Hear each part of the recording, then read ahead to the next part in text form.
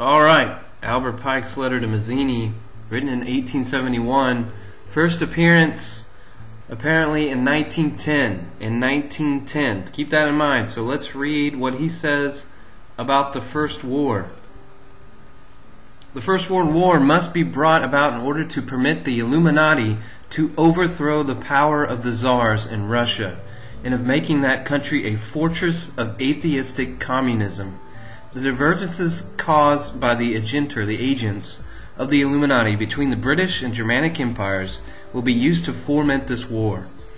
At the end of the war, communism will be built and used in order to destroy the other governments and in order to weaken the religions.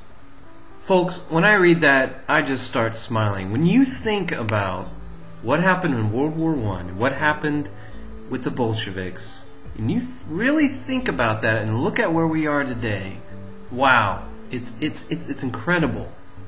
So if you go to my blog, conspiracyfactdaily.blogspot.com, you can pull up that first quote.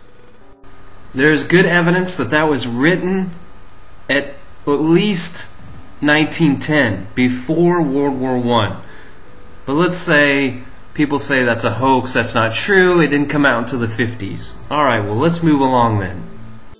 Here's what Albert Pike had to say about the Second World War. And this one must be fomented by taking advantage of the differences between the fascists and the political Zionists.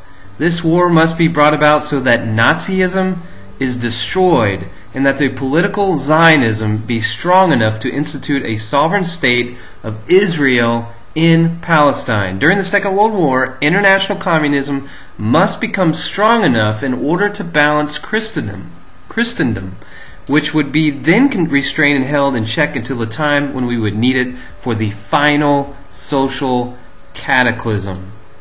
Hi-yo! Okay, well, obviously there's some problems there, right? Well, how did he know about Nazism back then? How did he know about communism? That's a good point. I mean, those words weren't even around, right? So this obviously is a forgery, correct? And these are the same kind of issues that you see with stuff like the Protocols of Zion, is people probably embellish on what's said. But it can be argued that perhaps maybe he knew those terms because the Illuminati invented them. But regardless, it doesn't matter. We kind of have to say, okay, this must be a forgery. But hold on. If you go to my blog, I've got a great page on there that documents a person's research into this, and basically where they claim they debunked the whole thing. So let's give him the benefit of the doubt and say that this was written in 1958. That's what he discovered. And he determined it was written by a guy named Carr, not Albert Pike.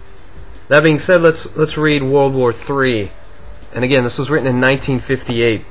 The Third World War must be fomented by taking advantage of the differences caused by the Illuminati between the political Zionists and the leaders of the Islamic world. The war must be conducted in such a way that Islam and political Zionism, the State of Israel, mutually destroy each other. Meanwhile, the other nations, once more divided on this issue, will be constrained to fight to the point of complete physical, moral, spiritual, and economical exhaustion. So you see, whether it was written by Albert Pike or not, or whether it was written in 1958 or 1910, it still predicts exactly what is going on in the world today. Let me finish the quote. We shall unleash the nihilists and the atheists, and we shall provoke a formidable social cataclysm which in all its horror will show clearly to the nations the effect of absolute atheism, origin of savagery, and of the most bloody turmoil. Then everywhere the citizens obliged to defend themselves against the world minority of revolutionaries will exterminate those destroyers of civilization, and the multitude, disillusioned with Christianity, whose deistic spirits will from that moment be without compass or direction, anxious for an idea, but without knowing where to render its adoration, will receive the true light through the universal manifestation of the pure doctrine of Lucifer, brought finally out in public view. This manifestation will result from the general reactionary movement which will follow the destruction of Christianity and atheism both conquered and exterminated. So, perhaps all of this talk about Albert Pike and Luciferianism, his speech to the other Freemasons where he pronounced Luciferianism, this letter that he wrote to Mazzini, perhaps it's all just fabrications, lies, hoaxes. Perhaps that little diatribe at the end is just a fantasy of Carr, some zealot Christian trying to paint Freemasonry as a satanic, cultish organization that was bringing about what he had inflated in his mind based on reading Revelation. But let's look at the facts.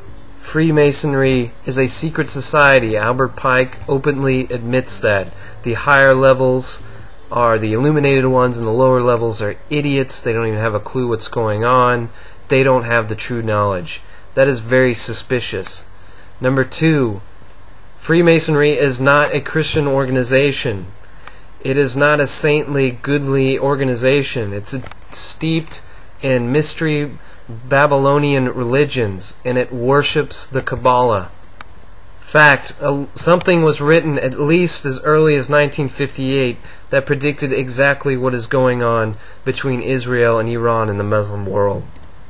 So I ask you to share these facts with people who think it's stupid to think Freemasonry is some type of global conspiracy, that they laugh at the thought of that. Share this information with them. Give them this little seed, and then ask them to research further. Because after a lot of research, and I'll just say connecting the dots, you can really start to put it together. And so if Carr wrote all this in 1958 and he was right, is he right about the end game? Is this bringing about a one world system for Lucifer?